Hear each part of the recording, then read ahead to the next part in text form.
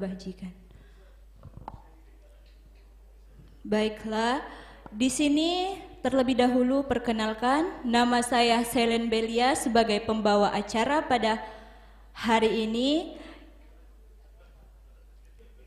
Acara kita pada hari ini yaitu Talkshow dan Edukasi SMK di Kota Palembang dengan tema Membangun Infrastruktur Negeri dalam Jendela Pendidikan. Baiklah, langsung saja kita mulai acara pada pagi hari ini. Yang pertama-tama, hadirin dimohon berdiri untuk menyanyikan lagu Indonesia Raya yang akan didirijeni oleh Saudara Dinda Ripalina.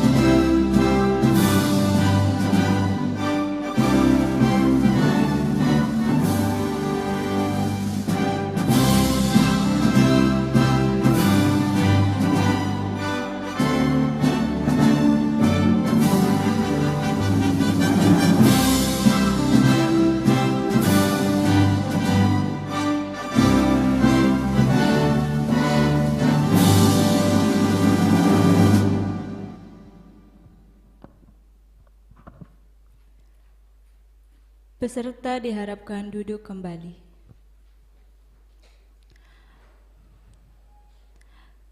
Yang terhormat Bapak Ibu dosen yang hadir pada pagi hari ini, yang kami hormati juga peserta pada pagi hari ini. Baiklah, langsung saja kita mulai. Yang pertama yaitu kata sambutan oleh Ketua Pelaksana yang akan disampaikan oleh M. Fikri Lazuardi. Kepada saudara kami persilahkan.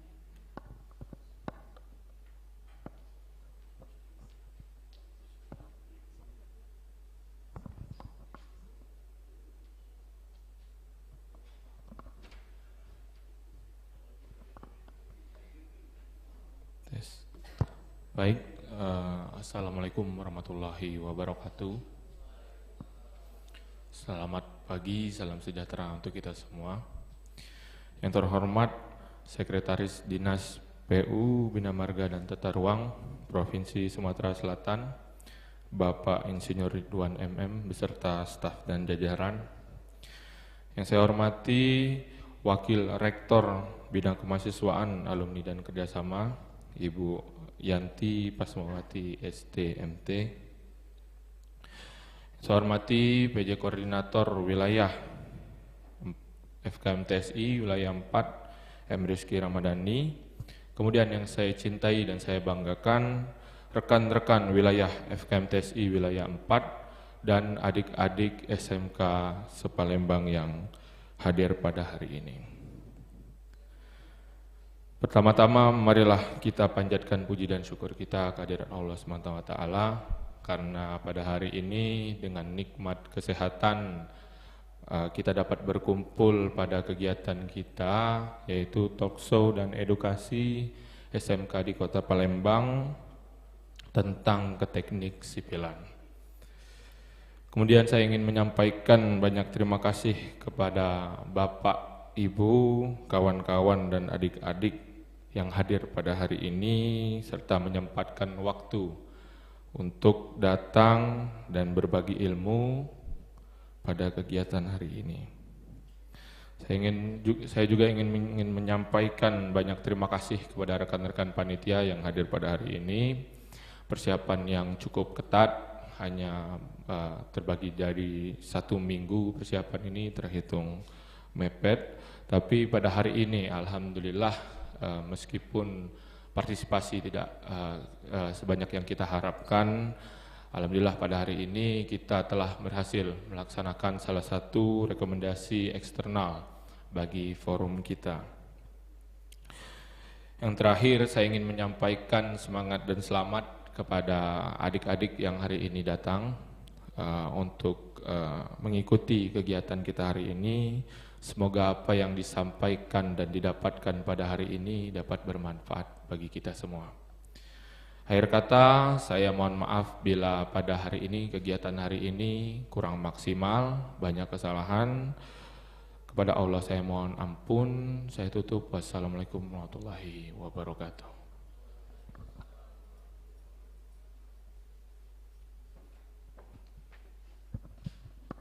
Terima kasih kepada Saudara M. Fikri Lazuardi. Selanjutnya kata sambutan Wakil Rektor Bidang Kemahasiswaan Alumni dan Kerjasama Ibu Dr. Yanti Pasmawati STMT. Waktu dan tempat dipersilahkan.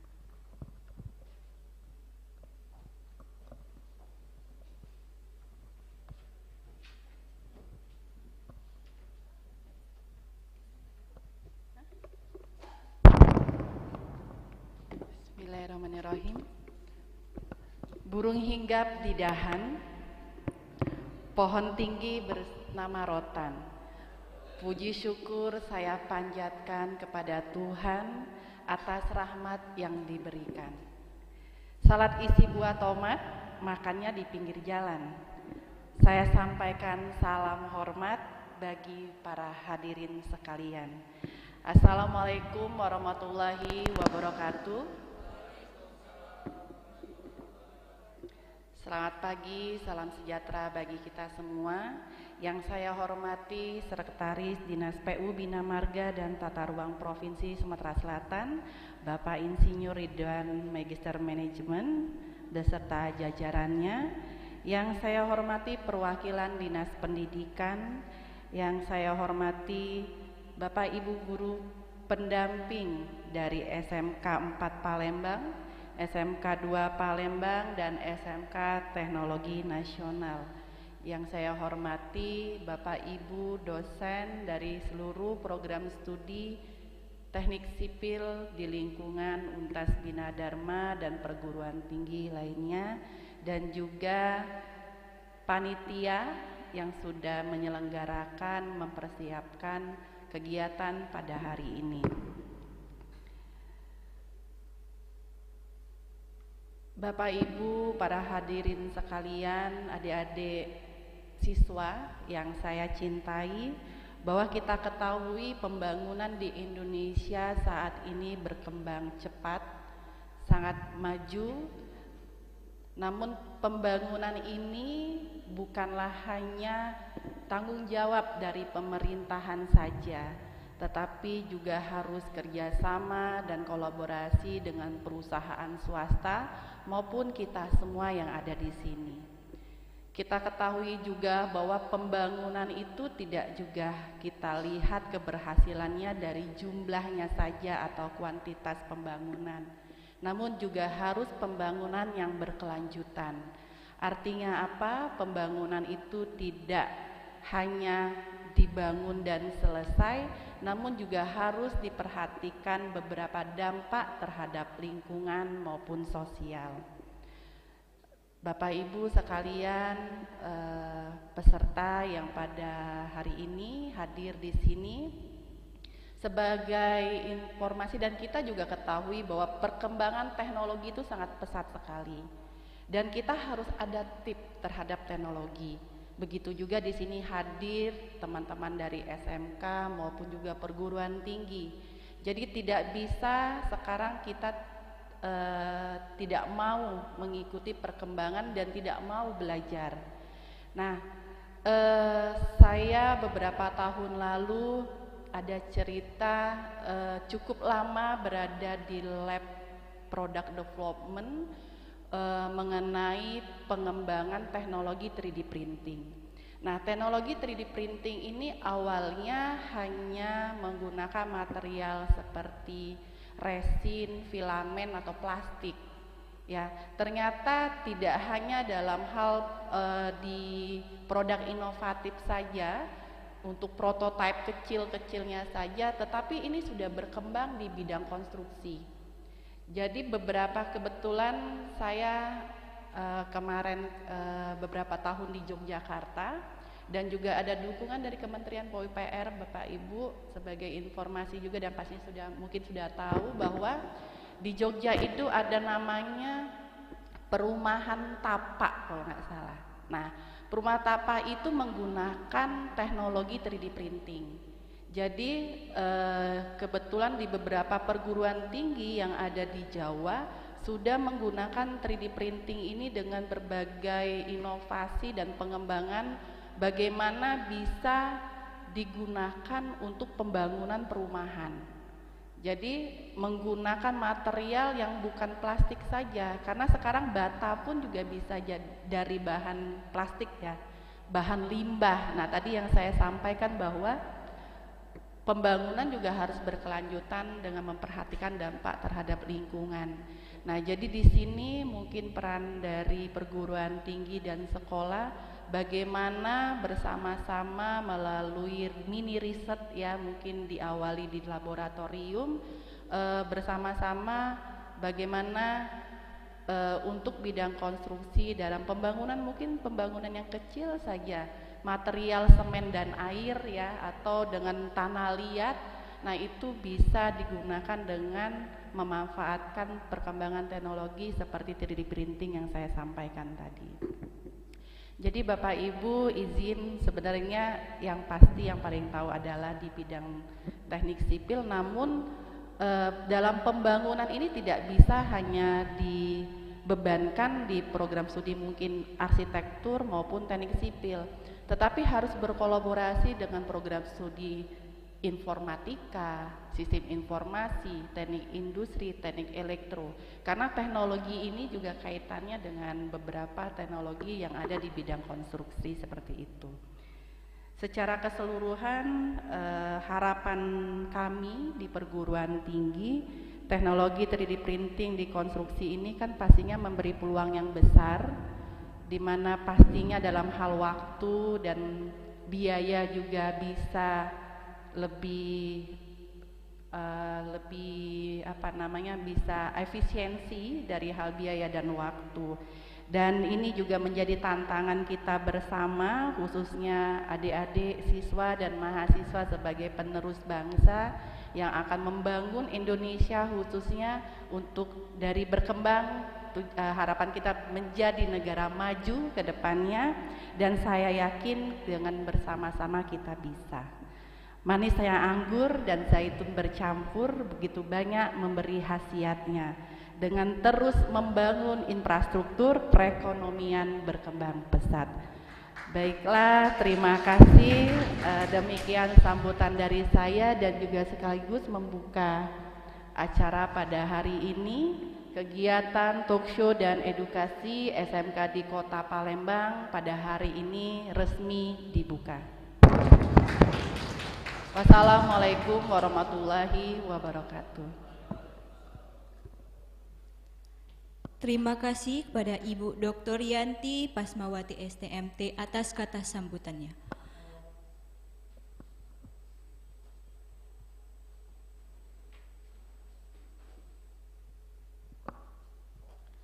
Selanjutnya pembacaan doa yang akan dibacakan oleh Saudara Japar dari Universitas Muhammadiyah.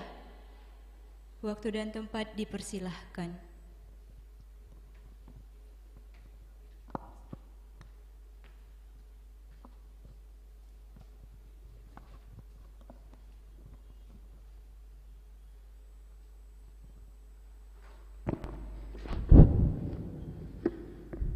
Bismillahirrahmanirrahim. Assalamualaikum warahmatullahi wabarakatuh.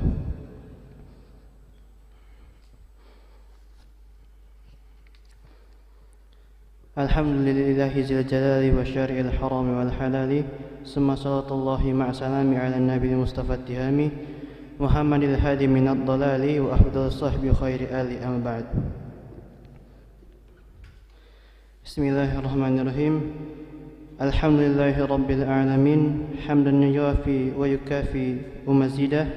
Ya Rabbana lakal hamdu wa lakal syukru kama yanbaghi dzil jalali wajhikal karim wa 'azimi sultanik. Allahumma salli wa sallim ala sayyidina Muhammad wa ala alihi wa sahbihi wa sallam. Rabbana hab lana min azwajina wa dhurriyyatina qurrata a'yun waj'alna lil muttaqina imama. ربنا هب لنا من أزواجنا وذريتنا قرة أعين وجعلنا للمتقين إماما اللهم إني أسألك علما نافعا ورزقا طيبا وعملا متقبلا سبحان ربنا رب العزة عما يصفون وسلام على المرسلين والحمد لله رب العالمين. السلام عليكم ورحمة الله وبركاته.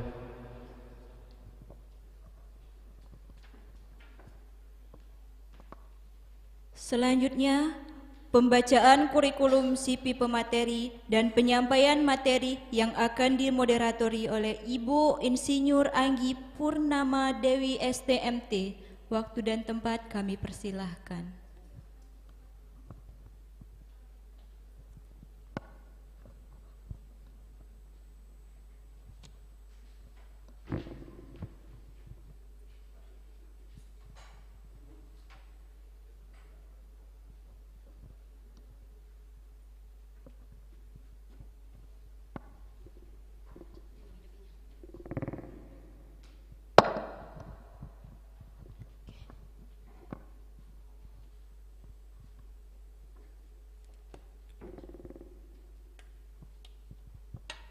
Baik, Assalamualaikum warahmatullahi wabarakatuh. Oke, terima kasih kepada MC kita yang telah membawakan acara pada pagi hari ini. Selanjutnya mari kita undang narasumber kita pada hari ini, Bapak Insinyur Ridwan, Magister Manajemen ke depan. Kepada Bapak, waktu dan tempat kami persilakan.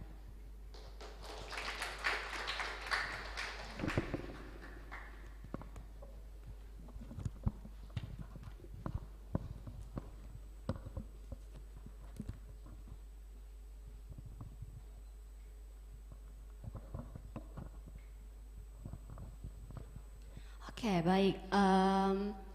Mungkin pertama-tama kita baca dulu CV dari Bapak Insinyur Ridwan, Magister Manajemen. Boleh ditampilkan?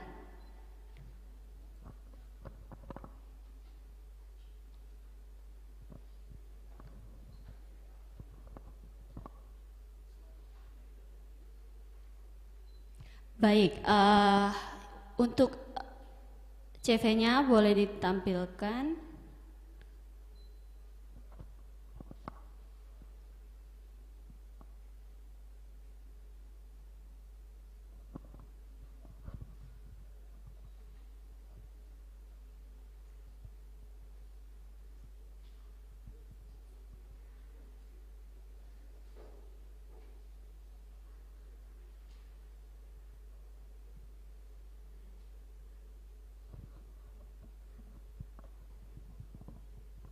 Baik, mungkin saya agak maju ke depan sedikit karena tidak terlihat.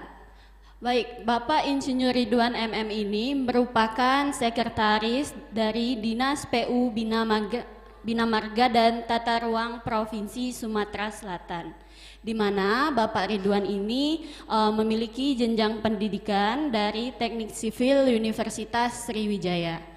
Ada teman-teman dari Universitas Sriwijaya yang hadir pada pagi hari ini? Oke, ada. Baik, riwayat jabatan Bapak Ridwan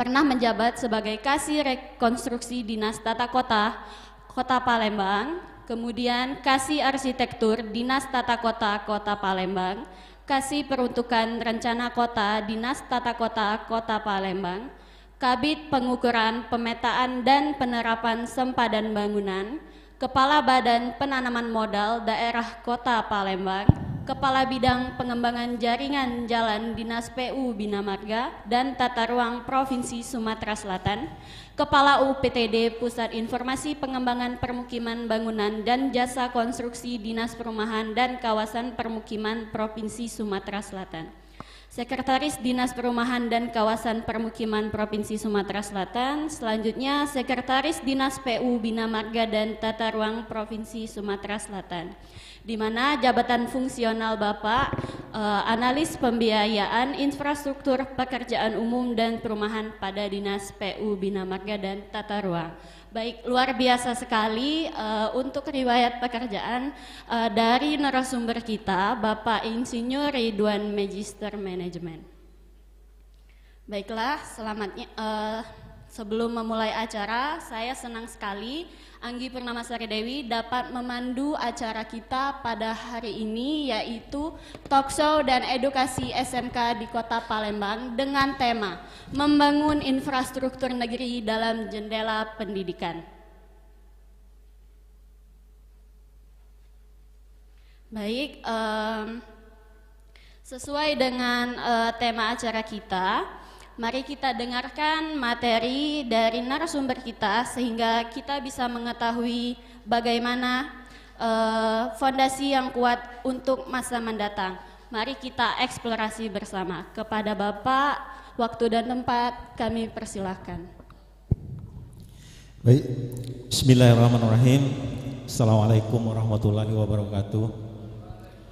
Yang kami hormati Ibu Dr. Yanti Pasmawati STNT selaku Wakil Rektor Universitas Bina Dharma Kota Palembang, Bapak Misral SH Kasih Pesdik bidang SMK Dinas Pendidikan Provinsi Sumatera Selatan, Ibu Niken Kurniawati selaku Waka Kesiswaan, selamat datang. Dan Ibu moderator yang cantik, jadi melok semangat ini. Tentunya yang pertama-tama dan yang paling utama, marilah kita panjatkan puji dan syukur kita kepada Allah Subhanahu wa taala. Pada pagi hari ini dan kesempatan ini kita masih bisa bersama-sama berkumpul, utamanya bersiraturahmi dalam keadaan sehat walafiat, serta selawat serta salam tidak lupa kita sampaikan kepada junjungan kita Nabi besar Muhammad SAW beserta para sahabat-sahabatnya, keluarga-keluarganya, dan insya Allah kita semua pengikut-pengikutnya sampai akhir zaman. Adik-adik yang beserta Ibu Wakil Rektor dan Ibu Moderator, mungkin berdiri juga ya, agak ada kejingan, maklum lah, berumur bukanlah tua, berumur. Adik-adikku dan Bu Rektor, mohon izin kami mungkin selaku praktisi mungkin berbagi pengalaman. Tadi sudah disebutkan oleh Ibu Moderator bahwa pengalaman kami pernah jadi mengurus konstruksi, arsitektur, dan tata ruang juga pernah, dan jasa konstruksi. Dan di sini kami bukan selaku dosen, kami hanya berbagi pengalaman praktisi. Tadi panitia sudah menyampaikan bahwa kegiatan ini praktis hanya 1 minggu. Jadi adik-adik selaku panitia, sekarang seperti itulah. Kami juga di pemerintahan kota kadang-kadang diberi waktu 3 hari untuk melakukan persiapan. Jadi tergantung kita memanage waktu, memanage rondon acara, situlah kita dituntut kemampuan kita untuk melakukan sebuah acara seperti ini. Kami apresiasi acara ini sangat cukup baik karena kami akan menyampaikan beberapa hal yang terkait dengan pengalaman, terkait dengan apa yang menjadi kenyataan saat ini di pemerintahan. Jadi sekali lagi, inilah tantangan kita sekarang. Kami pun seperti ini. Kadang-kadang jadwal kami sudah disusun begitu baik, harapannya bisa maksimal, tetapi apa dayanya begitu kita lapor kepada atasan, Sekda, Pak Gubernur, beliau meminta agar lebih dipercepat. Misalnya waktu yang kita siapkan 1 minggu, tetapi pimpinan minta 3 hari. Nah itulah. Jadi sekali lagi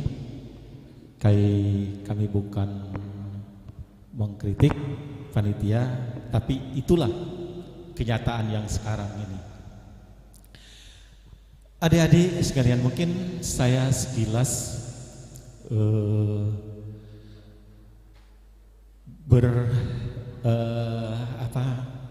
sedikit menyampaikan pengalaman kami.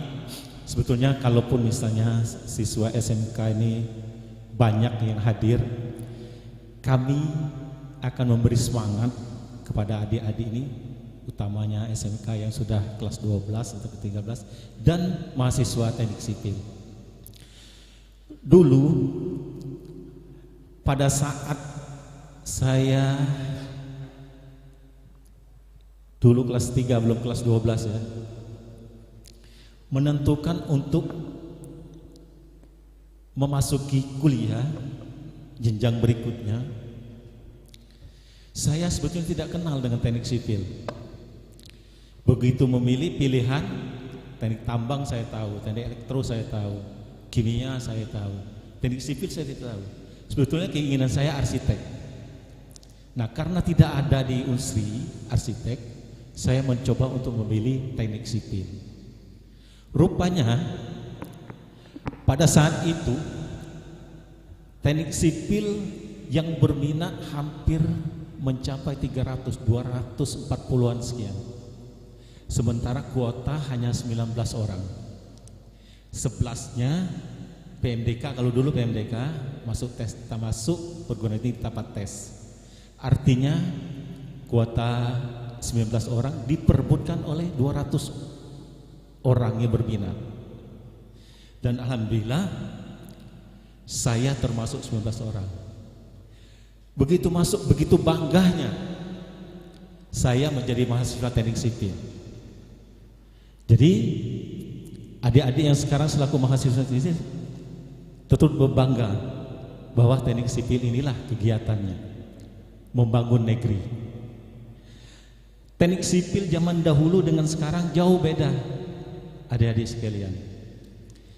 Kalau teknik sipil zaman dulu kita masih kenal dengan istilah etarasi kani, cross. Bayangkan menghitung konstruksi 2 dimensi 3 lantai bisa 2 minggu. Sekarang ada di teknik sipil sudah banyak program ya. Ada SAP 2000, StatPro, SunPro, Etap 2000, sudah kenal semua. Ya, teknik sipil. Menggambar juga sudah ada pakai AutoCAD. Kalau dulu tahu meja kacau. Meja kacau disorot dengan lampu di bawahnya. Itulah kalau zaman dahulu. Jadi adik-adik zaman sekarang Sekali lagi, tadi disinggung oleh Ibu Wakil Rektor bahwa teknologi itu dinamis sekali. Sekarang bukan lagi AutoCAD, tetapi sudah menggunakan BIM, Building Information Modeling. Jadi ini sudah 4 dimensi, adik-adik. Jadi kalau Bina Dharma, Ibu Wakil Rektor belum menggunakan BIM, silakan. Jadi BIM itu begitu kita menggambar 3 dimensi, 4 dimensi, dari kita menggambar sudah keluar anggaran biaya, kedalaman pondasi, pembesian, dan seluruhnya bisa keluar di dalam program BIM itu. Nah, silakan kalau Bina Dharma ingin bekerja sama dengan Autodesk yang masih punya referensinya, Autodesk. Kami pernah dulu waktu kami di Perkim kerjasama dengan Poltek dengan Autodesk untuk melakukan BIM itu. BIM, Building Information Modeling. Jadi menggambar langsung kita mendapatkan semua yang kita butuhkan, termasuk harga bahan, termasuk material bangunan yang kita butuhkan. Nah, itulah teknologi sekarang. Jadi adik-adik peserta, jangan sampai kita ketinggalan teknologi. Teknologi itu dinamis sekali. Nah, terkait dengan itu ada kaitannya dengan pemerintah baik kabupaten, provinsi maupun secara nasional yang ada utamanya di Sumsel ini. Mungkin lanjut ada operatornya ya. Nah, ini tugas pokok kami, mungkin tidak perlu yang penting, mungkin perlu diketahui saja kami ini di bidang ke-PU-an ini. PU ini ada Bina Marga ini terkait dengan jalan dan jembatan, mungkin adik-adik yang dari teknik sipil, ada kecipta karyaan, dan ada sumber daya air. Ya, jadi itulah tugas kami selaku PU. Lanjut. Ini untuk diperkenalkan saja, jadi jangan sampai adik-adik tidak tahu bahwa di dalam pemerintahan itu ada kewenangan. Nah, Kanda Profesor Sarif, silakan di depan, Bang. Pak Prof. Jadi ada kewenangan. Jadi perlu kami informasikan bahwa di dalam penanganan jalan, penanganan kawasan kumuh, pengawasan perumahan, ada kewenangannya. Kewenangan kabupaten kota, kewenangan provinsi, dan kewenangan nasional. Jadi jangan sampai adik-adik yang sudah ikut pembekalan ini tidak tahu. Jadi kapan tahu jalan rusak, tahunya PU Bina Marga. Ada kewenangannya. Ada kewenangan kabupaten kota, provinsi, dan nasional. Lanjut. Nah, ini sistematik kebijakan. Kebijakan itu tadi ada kebijakan nasional, ada kebijakan kabupaten kota, ada kebijakan secara provinsi. Lanjut. Nah, jadi permasalahan kita di dalam bidang konstruksi khususnya di Provinsi Sumatera Selatan ini adalah minimnya tenaga kerja yang berkompeten. Jadi bukan tenaga kerja secara kumulatif yang minim, tetapi tenaga kerja yang kompeten. Jadi adik-adik yang dari SMK, SMA, bahkan dari tamatan dari teknik sipil, jangan dikira bisa langsung kerja. Anda akan dituntut kompeten apa tidak. Jadi bukan berarti kalian tamat itu sudah menjadi tenaga kerja siap pakai, ini tidak. Di pemerintahan tidak berlaku untuk tenaga kerja seperti itu. Jadi ijazah itu secara normatif saja, memang ijazah teknik sipil, tetapi harus didukung dengan sertifikasi kompetensi. Jadi baru bisa kalian berkompetisi di pemerintahan, di struktur, di infrastruktur. Jadi begitu tamat SMK teknologi tadi, Anda masih butuh satu tahap lagi untuk memasuki pangsa pasar tenaga kerja. Nah ini, jadi ya silakan Bu. Jadi bukan berarti begitu tamat kuliah, tamat SMA sudah bisa kompetisi di dalam mencapai tenaga kerja. Jadi harus ikut dulu asesmen uji kompetensi SKK. Lanjut. Nah, jadi untuk mengakomodir adik-adik sekalian, jadi pemerintah Provinsi Sumatera Selatan sudah membuat aturan di dalam Perda nomor 2 tahun 2022 sebetulnya sudah ingin mengakomodir adik-adik yang tamatan SMK, SMA, tamatan sipil, Universitas Fakultas Teknik Sipil untuk melakukan jenjang berikutnya. Adik-adik SMK misalnya tidak ingin melanjutkan di dalam kuliah, maka pemerintah Provinsi Sumatera Selatan telah membuat aturan Perda. Perda ini juga salah satunya yang merumuskan Perda ini itu Profesor Sarif itu ikut menyusun Perda ini. Perda ini adalah antara lain yang terkait dengan kita adalah pembinaan, pemantauan dan evaluasi pengawasan dan juga forum jasa konstruksi. Nah, pembinaan ini itulah untuk melakukan asesmen, untuk melakukan uji kompetensi yang adik-adik yang ingin masuk pangsa pasar tenaga kerja. Tetapi pemerintah hanya terbatas. Jadi di jasa konstruksi itu bisa 2 angkatan atau 1 angkatan 1 tahun. 1 angkatan itu paling kemampuan anggaran bisa 20-40 orang. Nah, yang melakukan sertifikasi ini bukan pemerintah, tetapi lembaga pensertifikasi LSP. Nah, LSP di Sumatera Selatan ini masih sangat minim yang bisa mengeluarkan sertifikat keprofesian. Jadi pemerintah sudah mengeluarkan aturan untuk adik-adik yang ingin mendapatkan sertifikasi. Jadi melalui Perda nomor 2 melalui pasal tentang pembinaan ketenagakerjaan di Sumatera Selatan ini. Nah, setelah dilakukan pembinaan, dilakukan pendidikan, dilakukan asesmen, dilakukan diklat, dilakukan sertifikasi terhadap adik-adik yang telah berhasil, baru akan dilakukan, baru bisa ikut di dalam kompetisi untuk pencari kerja. Nah, persyaratan di dalam melaksanakan kegiatan infrastruktur harus dan tidak harus adik-adik memiliki sertifikasi keprofesian keahlian. Jadi di situ nanti dikeluarkan sertifikasi keahlian. Nah, setelah dilakukan sertifikasi, adik-adik setelah memiliki sertifikat, maka pemerintah melakukan pemantauan dan evaluasi dan pengawasan.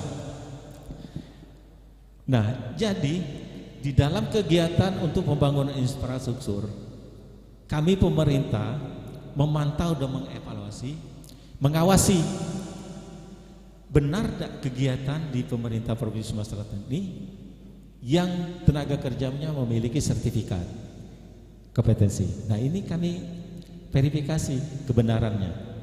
Kalau tidak, langsung kami coret. Kalau tidak memiliki sertifikasi di dalam kegiatan infrastruktur yang kita bangun, tentunya tidak bisa. Dan kita mendapat semacam punishment, baik penyedia jasa maupun pengguna jasa, jika kami meloloskan tenaga kerja di dalam suatu pembangunan infrastruktur, tenaga kerja yang tidak memiliki sertifikasi keprofesian keahlian. Jadi adik-adik mohon perhatiannya untuk diperhatikan. Nah, nanti akan dibentuk forum. Nah, perda ini juga mengatur tentang untuk mengakomodir permasalahan-permasalahan baik ketenaga kerjaan, baik di bidang akademisi, baik di bidang organisasi profesi. Maka ada wadahnya nanti, wadahnya di dalam forum jasa konstruksi daerah. Ini lagi-lagi salah satu pendirinya ada di Bina Dharma. Jadi salah satu orang pendirinya ada di Bina Dharma ya, Ibu moderator, Pak Profesor Sarip. Lanjut. Nah, ini adalah perlu diketahui aja pilar-pilar pembangunan. Pembangunan itu tadi sudah disinggung oleh Ibu Wakil Rektor. Kita dituntut untuk penguasaan iptek, pembangunan ekonomi berkelanjutan, pemerataan pembangunan, dan pemantapan ketahanan nasional dan tata kelola pemerintahan. Inilah pilar-pilar pembangunan baik infrastruktur jalan dan jembatan maupun pembangunan yang lain. Lanjut.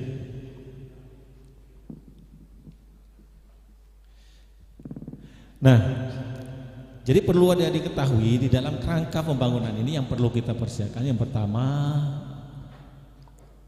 prakonstruksi. Prakonstruksi ini mungkin anak-anak sipil untuk pembekalan nanti sebelum melakukan perencanaan. Tentunya kita harus melakukan yang pertama sekali investigasi, baik itu soil investigasi maupun investigasi lain-lainnya yang terkait dengan pembangunan yang akan kita laksanakan. Kemudian setelah kita investigasi, baru kita investigasi masalah rantai pasok materialnya. Kita merencanakan bangunan, ada material yang dibutuhkan di daerah itu. Rantai pasok itu sesuai dengan daerah yang terdekat dengan kegiatan-kegiatan kita. Baru dilakukan perencanaan matang sesuai dengan apa yang telah kita dapatkan data-data tadi, lanjutkan dengan pelaksanaan. Terus, nah ini tantangan kompetensi masa depan. Tadi sudah kami sampaikan bahwa teknologi ini sangat dinamis, jadi perlu kita melakukan perkembangan teknologi. Jangan sampai kita ketinggalan terhadap teknologi, baik itu teknologi keinsinyuran maupun teknologi di bidang kesipilan pembangunan. Jadi sekali lagi, apalagi kawasan kampus perlu kita mengikuti perkembangan teknologi, termasuk kami juga di Provinsi Sumatera Selatan. Sekarang pun kami teknologi itu sudah kami buat, termasuk juga pengadaan tenaga kerja. Kami juga sudah menggunakan teknologi, sudah menggunakan barcode. Jadi Bapak adik-adik sekalian, SKK adik-adik sekalian itu sudah ada barcode-nya. Tidak bisa adik-adik untuk dapat membohongi sertifikat saudara adik-adik sekalian. Jadi di mana kalian bekerja sudah ada data-data pribadi di situ. Jadi teknologi perlu seperti kami sebutkan tadi, baik teknologi di bidang infrastruktur maupun teknologi di bidang digital lainnya. Lanjut. Nah, ini kewajiban tenaga kerja konstruksi TKK memiliki SKK tadi sudah kami sebutkan tadi. Jadi SKK ini ada beberapa jenjang. Yang pertama jenjang terampil. Jenjang terampil itu untuk adik-adik yang tamat SMK. Jadi jenjangnya jenjang terampil, ada SKK terampil. Jadi kalau tidak memiliki SKK terampil, adik-adik tidak bisa ikut kompetensi dalam pelelangan kegiatan di pemerintahan. Jadi di pemerintah Kota Palembang kalau tidak salah tahun kemarin sudah hampir 2.000 peserta yang ikut di dalam penerbitan sertifikasi kompetensi SKK terampil ini. Jadi tolong dicari informasi, silakan ikut, gratis itu ikut untuk SKK terampil. Saya tidak tahu apakah kalau masih kelas 12 sudah bisa ikut, nanti koordinasi Bu Niken ya. kalau memang masih bisa ikut, kita ikut SKK terampil. Untuk anak siswa kelas 3 silakan. Jadi mendapatkan SKK dahulu sebelum tamat, sebelum kita melakukan kegiatan pekerjaan di berikutnya. Nah, yang kedua SKK muda dan SKK Madya. Nah, ini SKK ini juga untuk mengikuti kegiatan-kegiatan pelelangan, kegiatan-kegiatan yang ada di pemerintah. Jadi kalau kita adik-adik yang tidak memiliki SKK, jangan coba-coba untuk masuk, tidak akan bisa. Dan itu langsung di-skip orang kalau tidak memiliki SKK. Jadi jenjangnya kalau adik-adik yang pengalamannya baru bisa masih jenjang muda, dan kalau misalnya sudah pengalaman yang 10 tahun ke atas bisa jenjang Madya. Untuk SKK itu banyak, SKK jalan dan jembatan, SKK konstruksi, SKK bangunan air. Nah, yang sekarang lagi dibutuhkan SKK K3. Jadi setiap bangunan itu harus memiliki aman, itu yang paling pokok sekarang. K3 itu sangat vital sekarang. Tanpa adanya keahlian K3 dalam suatu pembangunan infrastruktur utamanya, bangunan itu tidak akan disetujui untuk ikut tender dalam kegiatan bangunan. Nah, SKK itu terkait dengan kesehatan kerja, keamanan kerja. Jadi tidak ada gunanya bangunan itu megah, tetapi dari segi keamanan pekerjanya tidak diakomodir. Jadi SKK itu sangat penting. Awal mulanya untuk mengikuti sebuah tender di pemerintahan, yang paling penting, yang paling pokok diperiksa orang tenaga kerja yang memiliki SKK K3. Nah, praktik keinsinyoran, kerja konstruksi ya, ini banyak, mungkin di Dharma belum ya, ada program insinyur. Nah, ini juga sanksi TKK yang malah praktik. Ini biasa kita juga yang memiliki SKK juga banyak juga yang nakal. Kadang-kadang suatu kegiatan bisa pinjam pakai SKK. Nah, itu tidak bisa itu sekarang. Makanya di dalam SKK adik-adik nanti ada barcode. Nah, barcode itulah nanti di-scan orang. Jadi tidak bisa misalnya nama adik-adik dipinjam oleh perusahaan lain karena perusahaan lain membutuhkan tenaga ahli di bidangnya. Kalau dulu masih bisa. Saya pernah dulu, saya selaku ketua panitia pengadaan, begitu kami validasi, koreksi, ada ijazah saya dipakai. Nah, kalau dulu masih bisa, kalau sekarang tidak bisa lagi. Sekarang teknologinya sudah berubah. Lanjut. Nah, ini biasa sebagai mengukur tingkat integritas insinyur. Ini adalah merupakan etika kita sebagai insinyur dalam melakukan sebuah perencanaan pembangunan infrastruktur. Jadi mulai dari studi andal, DD, pengadaan tanah, ini adalah mekanisme untuk pengadaan pembangunan sebuah infrastruktur di pemerintah ini. Jadi mulai dari pengadaan lahan, soil investigasi, sampai dengan pembuatan DED, Detail Engineering Design. Lanjut. Nah, ini tantangan integritas terhadap malapraktik. Ini adalah etika lagi etika. Sebagai pemicunya ada internal dan eksternal. Nah, kita kadang-kadang ingin sesuai dengan apa yang normatif di dalam perencanaan konstruksi, tetapi ada permasalahan pemicunya baik itu eksternal tuntutan program kerja. Kadang-kadang pemerintah target serba cepat, tetapi waktunya tidak cukup. Biasa itu di pemerintahan. Jangan, jadi adik-adik nanti jangan kaget kalau sudah terjun di dunia kerja. Target itu sangat vital. Target waktu. Jadi kalau keluar dari target, keluar dari schedule, itu akan ada punishment, akan ada denda. Jadi target tetap akan jadi patokan.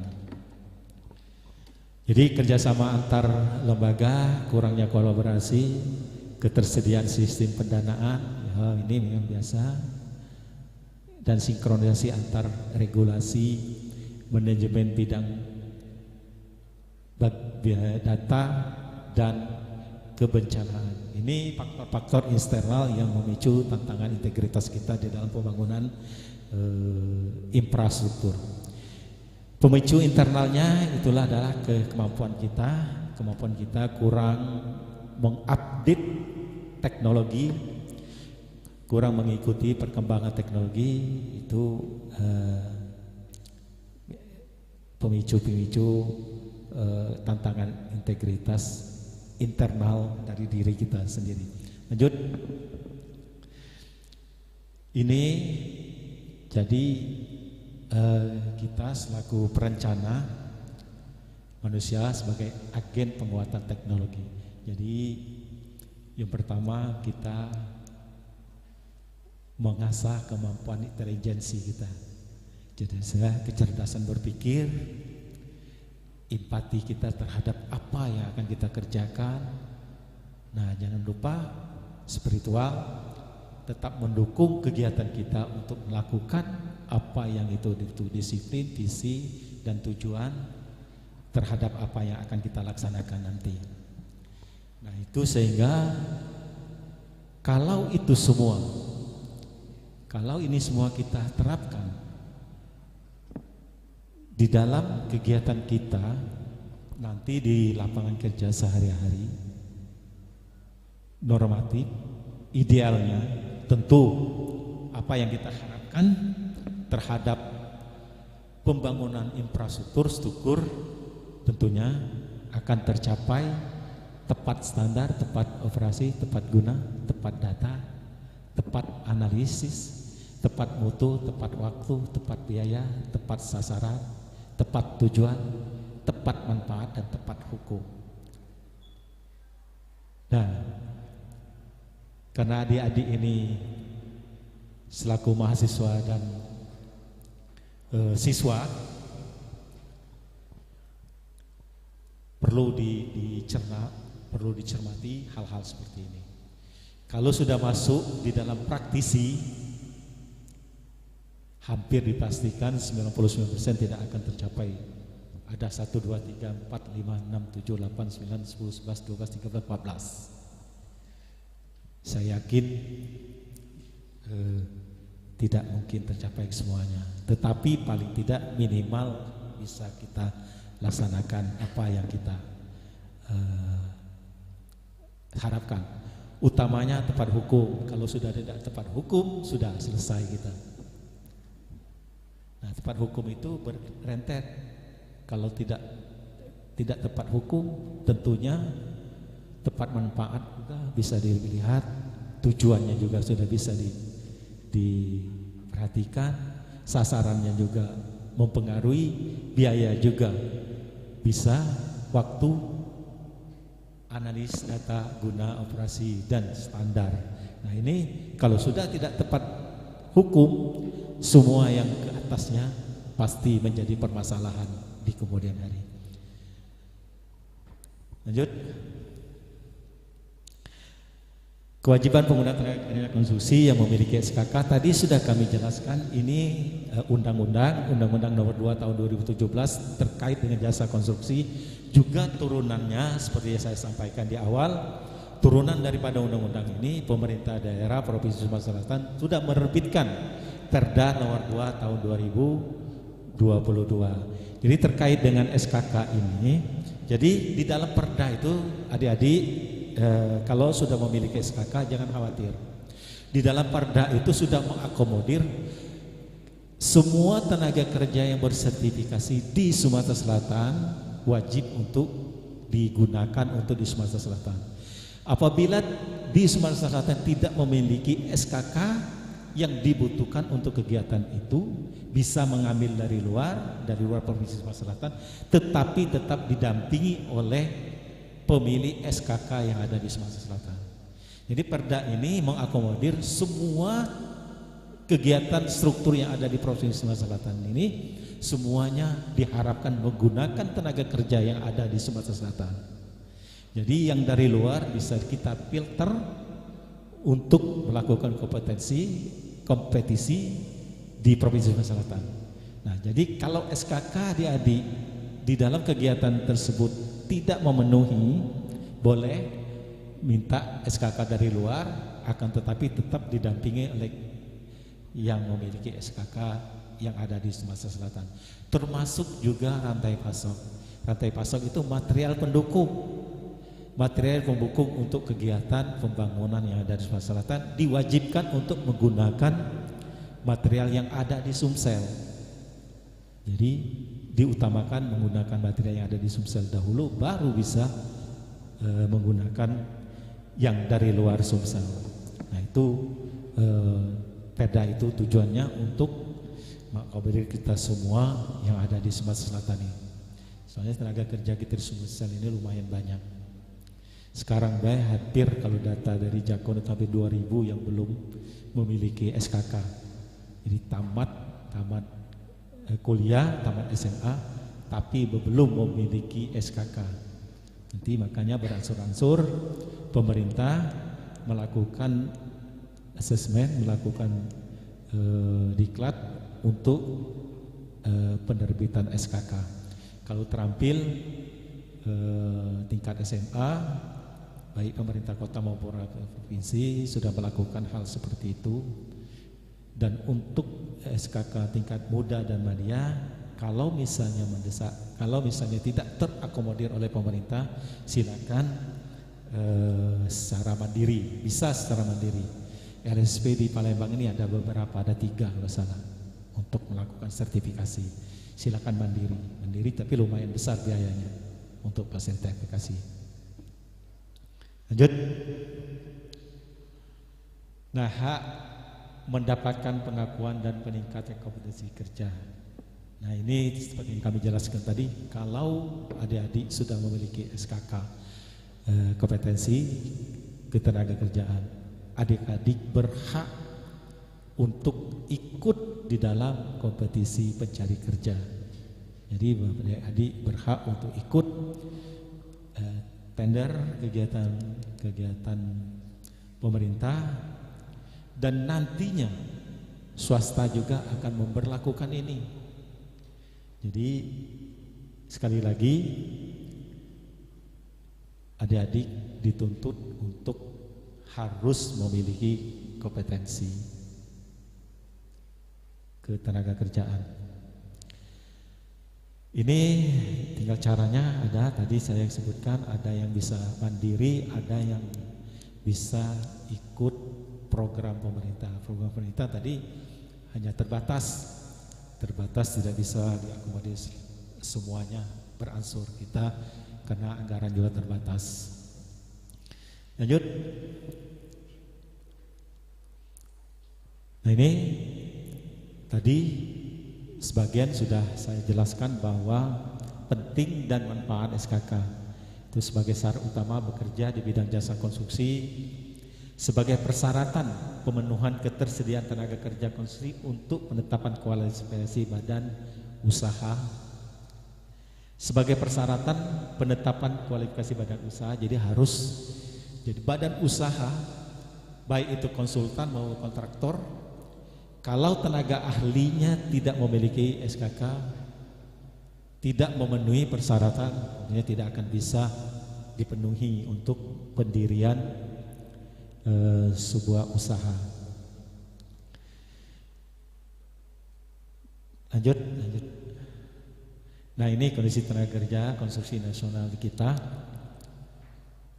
Ini yang saat ini 2021, ini Sumber Indonesia 2021, 2023 sudah ada, tahun 2022 kalau tidak salah di jasa konstruksi ada 2 angkatan, tahun 2023 juga ada 2 angkatan untuk melakukan sertifikasi keahlian ini. Lanjut. Data SKK surat keahlian, keprofesian keahlian konstruksi, masih ahli. Ini datanya. Ini data tahun 2023. Jenjang 8 Madya untuk di Sumsel ada 42.000, jenjang muda 77.000. Ini banyak ini. Jadi adik-adik nanti bersaingnya di sini nanti. Hampir 157 sertifikat yang dikeluarkan oleh LSP yang ada di Sumsel ini. Jadi LSP itu berdiri sendiri, jadi tidak ada intervensi dari pemerintah. LSP itu adalah lembaga sertifikasi swasta yang dulunya di bawah LPJK. Lanjut. Ya, lanjut.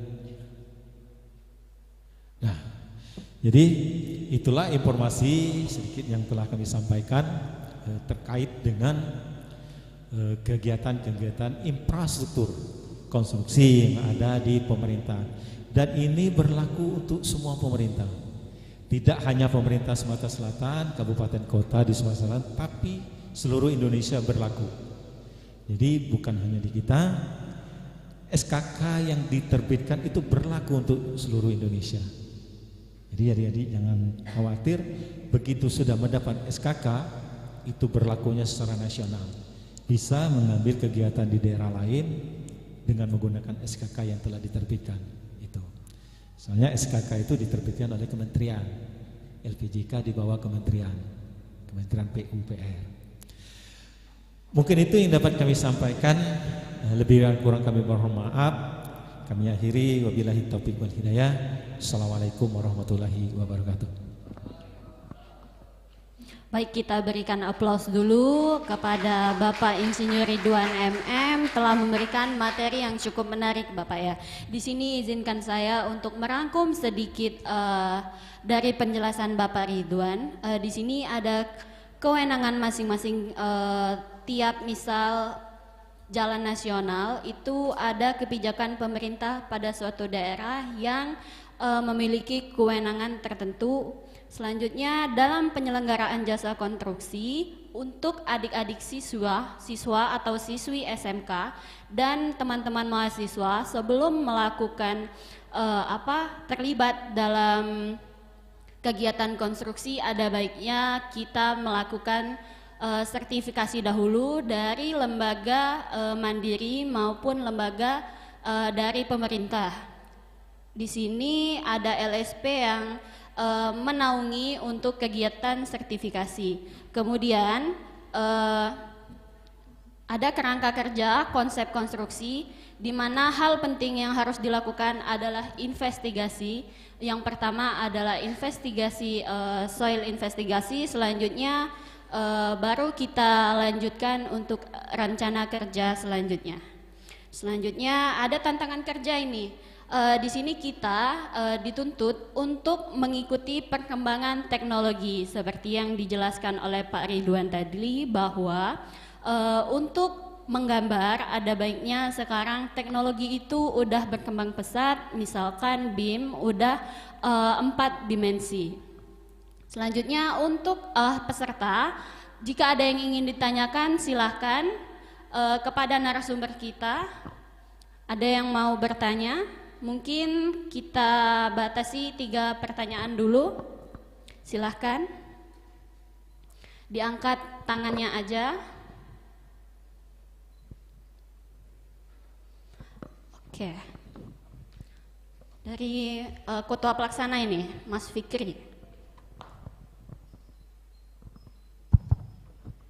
Baik, izin sebelumnya perkenalkan nama saya Muhammad Fikri Lazuardi. Saya mahasiswa di Universitas Sriwijaya. Jadi terima kasih sebelumnya ke Bapak Ridwan selaku Sekdis PU dan Bina Marga Tata Ruang Provinsi Sumatera Selatan atas penyampaian informasi yang sangat bagus, yang sangat jelas untuk kawan-kawan, adik-adik dan rekan-rekan mahasiswa untuk melanjutkan bagaimana sertifikasi atau kompetensi di tenaga kerja bagian konstruksi itu sangatlah ketat. Nah, mungkin yang ingin saya tanyakan berkenaan dengan penjelasan dari Bapak tadi mengenai SKK tadi Pak, sertifikasi kompetensi kerja tadi.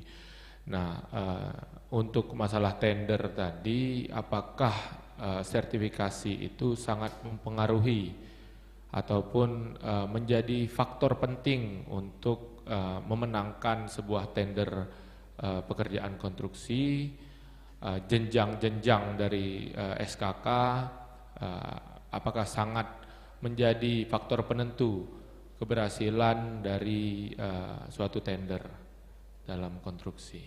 Mungkin itu saja pertanyaan dari saya. Saya tutup. Wassalamualaikum warahmatullahi wabarakatuh.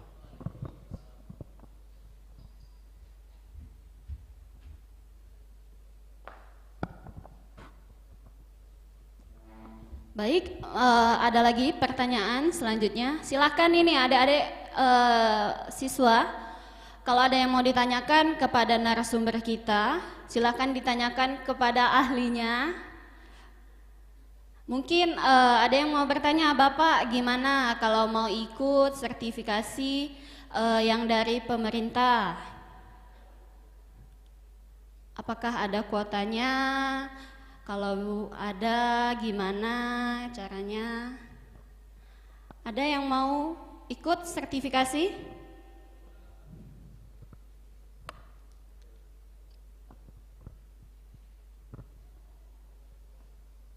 Ayo ditanyakan.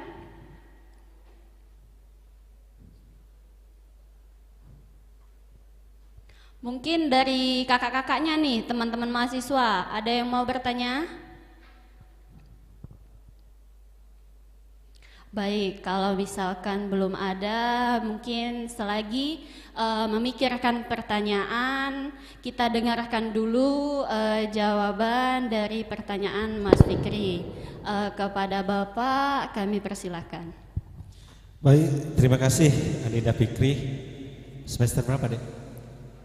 7, Universitas Sriwijaya, Prodi Teknik Sipil ya. Baik, tadi sudah kami sampaikan bahwa begitu pentingnya SKK. Jadi awal kita untuk dari mendirikan suatu perusahaan, dari awal sudah diverifikasi tenaga kerjanya memiliki SKK atau tidak. Kalau tidak ada tenaga kerjanya memiliki SKK, perusahaan itu tidak akan dikabulkan untuk didirikan. Jadi dari awal mula untuk mendirikan perusahaan, bukan untuk ikut tender. Dari awal pendirian perusahaan harus mewajibkan tenaga kerjanya memiliki SKK. Baik SKK yang dibutuhkan, kalau misalnya SKK di bidang jalan dan jembatan, harus memiliki SKK bidang jalan dan jembatan, dan bawah-bawahnya SKK terampil juga harus punya. Jadi tenaga-tenaga lapangannya, tenaga-tenaga ahlinya harus memiliki sertifikat. Kalau tidak ada itu, perusahaan itu tidak akan bisa didirikan. Artinya kalau perusahaan itu tidak bisa didirikan, artinya secara tidak langsung tender pun tidak bisa ikut. Jadi kami di PU Bina Marga itulah tadi, di dalam kegiatan di lapangan, di lapangan biasanya ada saja perusahaan-perusahaan yang nakal. Jadi kalau misalnya adik-adik memiliki sertifikasi, kadang-kadang perusahaan itu untuk meloloskan dia untuk mengikuti tender, dia pinjam sertifikasi adik-adik tanpa pengetahuan lagi. Nah, begitu sudah ikut tender, ikut verifikasi, kami validasi sertifikat adik-adik itu benar tak? Kami panggil yang memiliki sertifikat itu, kami panggil ke kantor untuk dilakukan verifikasi, benar tak ikut perusahaan ini. Jadi ada penandatangan fakta integritas, harus ikut di dalam kegiatan tender. Jadi perlu kami informasikan juga, Jadi SKK ini tidak hanya bangunan pemerintah, bangunan swasta harus memiliki ini.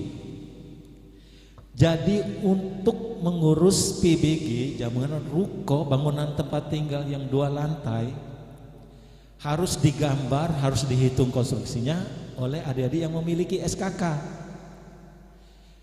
Disidang oleh TPA di Dinas PU Kota. Kalau tidak memiliki SKK, tentunya tidak akan diterima hitungan struktur. Kalau dulu zaman saya masih kasih struktur dulu, kasih arsitek dulu, tidak seketat ini. Adik-adik bisa ngitung struktur sudah.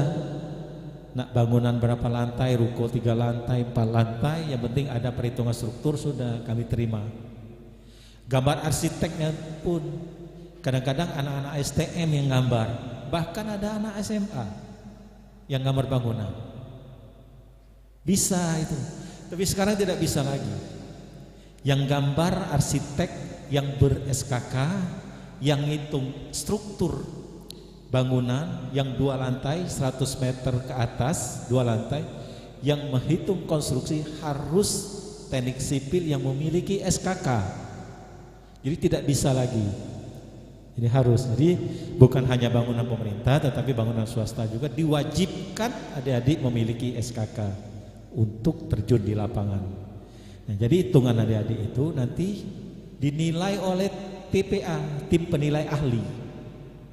Tim penilai ahli dikaji hitungan adik-adik itu memenuhi syarat atau tidak, kaidah-kaidah perhitungan struktur sesuai apa tidak, beban-beban yang diterapkan apa ya, benar apa tidak, sesuai apa tidak dengan SNI, SKSI. Baru di ACC oleh tim penilai ahli, baru bisa keluar PBG, perizinan bangunan gedung. Kalau dulu IMB namanya. Nah, jadi tidak bisa, sekali lagi sangat vital SKK ini dibutuhkan. Mungkin itu penjelasannya. Terima kasih. Baik, bagaimana kepada Mas Fikri? Baik. Selanjutnya, apakah masih ada yang ingin bertanya kepada kakak-kakaknya nih yang mau bertanya?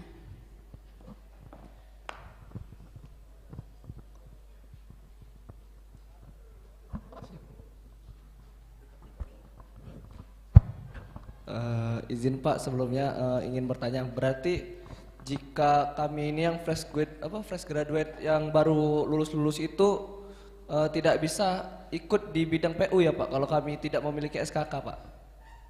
Ya cukup sekian Pak.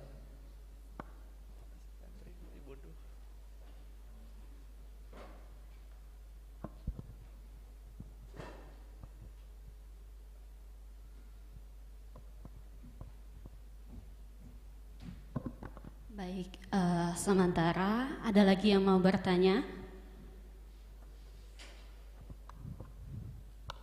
Oke, dari adiknya ini.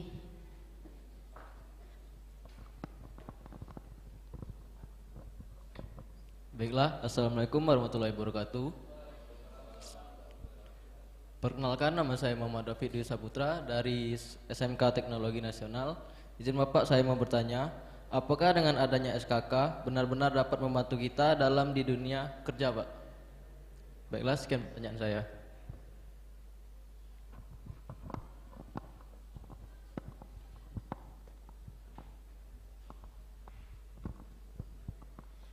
Baik, mungkin kita dengarkan dulu jawaban dari pertanyaan Mas Syawal. Baik, kepada Bapak kami persilahkan. Baik, terima kasih pertanyaannya. Di awal sudah kami jelaskan bahwa di dalam penerbitan SKK ini ada jenjang-jenjangnya. Kalau jenjang SK itu adalah SKK apa tadi? Terampil. Jadi di jenjang SMK, adik-adik tamat SMK tidak melanjutkan untuk pendidikan berikutnya, bisa ikut SKK terampil. SKK terampil jadi untuk ikut di dalam kompetisi, untuk di dalam ikut bekerja di perusahaan-perusahaan harus memiliki SKK terampil. Kalau adik-adik yang fresh graduate, tadi ada jenjang muda, ada jenjang madya.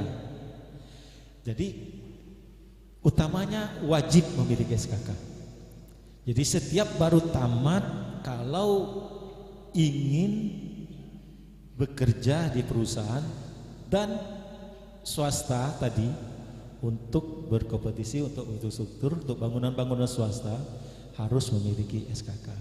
Nah, SKK bagi yang baru tamat bisa, artinya SKK muda, jenjang 7, jenjang 6 dan jenjang 7. Kalau pengalaman di atas 10 tahun bisa jenjang madya, jenjang 8, 9. Nah, di dalam kegiatan pelelangan di infrastruktur itu pengalaman kerja biasanya dihitung. Dibutuhkan untuk kegiatan ini yang memiliki SKK di bidang konstruksi pengalaman setahun atau yang baru tamat misalnya bisa kita ikut, atau dibutuhkan SKK di bidang konstruksi jenjang 8 pengalaman 20 tahun. Nah, itu ada. Jadi harus memiliki SKK. Kalau tidak memiliki SKK kita tidak bisa ikut kompetisi di dalam dunia kerja. Jadi SKK ini merupakan SIM, persyaratan awal untuk bekerja konstruksi. Jadi ingat, bekerja sebagai ahli kita, sebagai teknik sipil, sebagai teknologi. Jadi bukan sebagai yang lain. Kalau misalnya adik-adik nak ikut PNS, ya mungkin lain lagi cerita. Mungkin tidak dibutuhkan SKK, dibutuhkan SKD yang tinggi nilai, ya. Nah, kalau SKK, kalau kita ingin bekerja konstruksi di bidang infrastruktur, wajib baik bangunan pemerintah maupun bangunan swasta. Jadi kalau bangunan swasta nanti difilter saat kita mengajukan izin bangunan. Jadi yang menghitung struktur, yang menggambar arsitektur, kalau itu ditandatangan. Kalau penghitung struktur, penggambarnya bukan arsitek, bukan insinyur sipil yang tidak ber-SKK, langsung ditolak, tidak terima. Nah, kita yang punya SKK pun hitungan kita itu dinilai oleh TPA, tim penilai ahli. Kalau tidak memenuhi tentunya banyak koreksi-koreksi. Nah, jadi itu, jadi wajib mengikuti kalau kita ingin bekerja sebagai konstruksi, pelaku tenaga kerja konstruksi di lapangan. Ya, oke. Baik, pertanyaan selanjutnya dari adik kita dari siswa SMK Teknologi Nasional. Apakah SKK sangat mempengaruhi dalam mendapatkan pekerjaan? Baik, kepada Bapak kami persilahkan. Jadi SKK tadi sudah kami jelaskan bahwa SKK ini merupakan SIM, persyaratan awal untuk mencari kerja. Jadi kalau kita tidak memiliki SKK untuk bekerja konstruksi tidak akan mungkin diakomodir orang. Jadi persyaratan awalnya sudah tidak memenuhi. Jadi di dalam adik-adik untuk melamar pekerjaan apa saja di bidang konstruksi, yang pertama sekali adalah ijazah dan SKK, sertifikat. Jadi kalau tidak memiliki itu, jadi langsung dicoret orang. Persyaratan awalnya adalah ijazah dan SKK. Yang lain-lain baru mengikuti surat keterangan kelakuan baik, KTP segala macam. Kalau tidak memiliki dua itu, yang jelas kita tidak bisa ikut di dalam kegiatan konstruksi. Nah, tadi sudah kami jelaskan bahwa di dalam Perda nomor 2 tahun 2022 itu untuk adik-adik yang memiliki SKK di Sumatera Selatan ini, kalau ada kegiatan pembangunan infrastruktur konstruksi, diwajibkan untuk menggunakan SKK lokal dulu. Jadi kami sudah mewajibkan, mewanti-wanti untuk kawan-kawan di bidang usaha konstruksi agar supaya mengambil tenaga kerja terlebih dahulu dari Provinsi Sumatera Selatan. Tapi kalau tidak ada SKK yang dibutuhkan untuk perusahaan tersebut, SKK di Sumsel, baru boleh mengambil SKK dari luar Sumsel. Jadi itu yang dari teknologi tadi wajib untuk memiliki SKK sebagai persyaratan awal pencari kerja, pencaker di samping ijazah. Ya, oke. Baik, berarti SKK ini merupakan berkas pendukung selain ijazah dalam mencari pekerjaan untuk melakukan praktik pekerjaan konstruksi. Baik, dengan berakhirnya pertanyaan terakhir tadi, berakhir pula sesi talk show dan edukasi kita. Sebelum mengakhiri talk show ini, izinkan saya memberikan pantun. Ibu Haja pergi mengaji, pulang-pulang bawa bingkisan. Saya akhiri acara hari ini. Terima kasih, semoga acaranya berkesan. Baik, ini ada bingkisan dari kakak-kakak panitia kepada adik-adik yang udah bertanya. Kepada panitia kami persilahkan, atau adik-adiknya mau dipanggil dulu ke depan? Ya, kepada Mas Fikri, Mas Awal, dan Mas Raffi, silahkan untuk maju ke depan.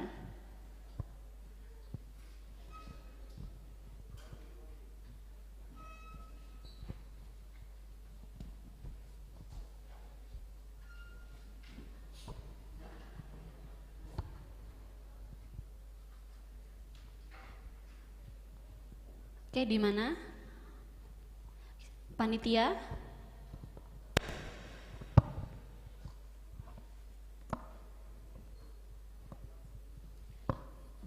Mungkin untuk penyerahan goodie bag-nya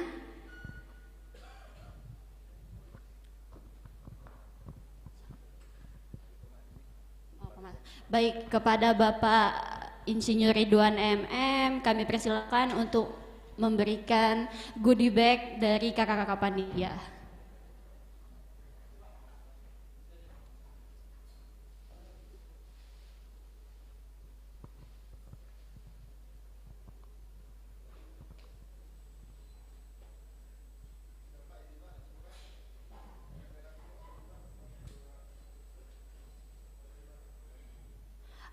Mungkin bergantian ya. Selanjutnya kepada Prof. Sarif dimohon kesediaannya untuk memberikan goodie bag kepada adik-adik yang udah bertanya tadi, Prof.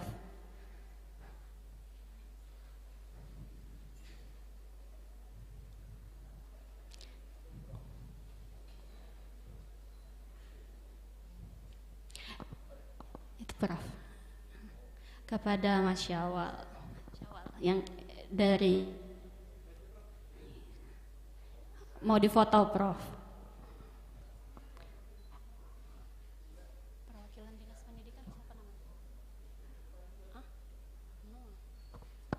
Mungkin yang terakhir untuk siswa SMK kepada Bapak perwakilan dari Dinas Pendidikan kami persilahkan.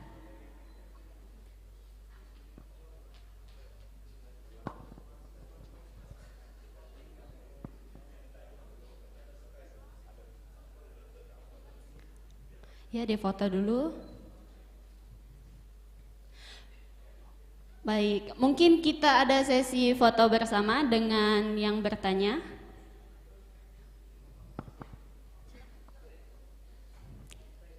Silakan.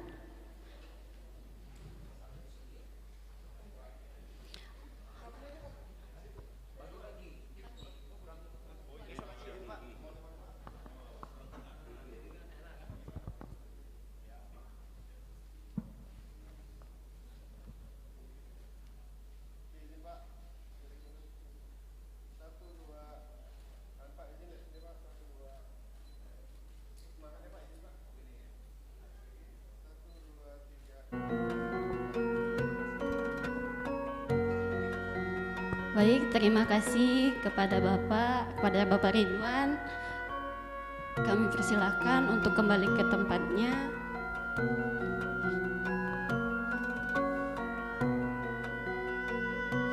Baik, terima kasih yang telah bergabung pada hari ini di talk show kita, talk show dan edukasi SMK di Kota Palembang dengan tema membangun infrastruktur negeri dalam jendela pendidikan.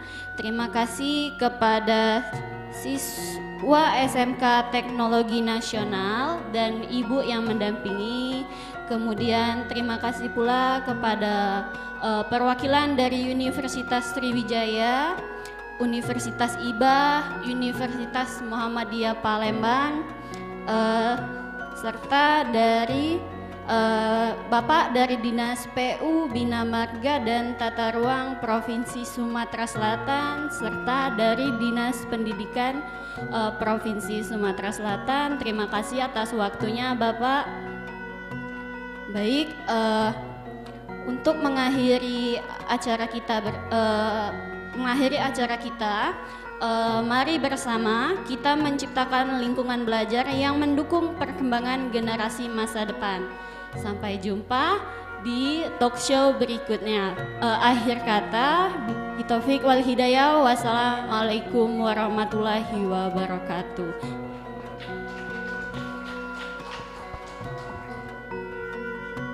Kami kembalikan kepada moderator, kepada MC.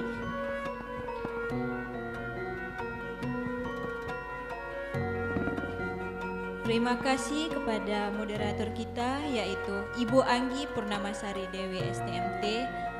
Selanjutnya yaitu acara foto bersama seluruh peserta dan penyampai materi talk show dan edukasi SMK di Kota Palembang. Waktu tempat dipersilahkan.